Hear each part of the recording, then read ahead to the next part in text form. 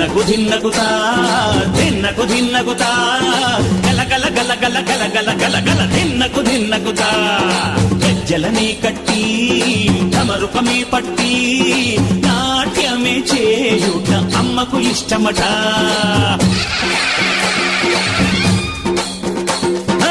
ఊరే ఊగేల ఇయ్యాలి హారతి కాయలు కొట్టి ఫలములు పెట్టి పాదాలు తాకితే అడిగిన వరములు ఇచ్చును తల్లే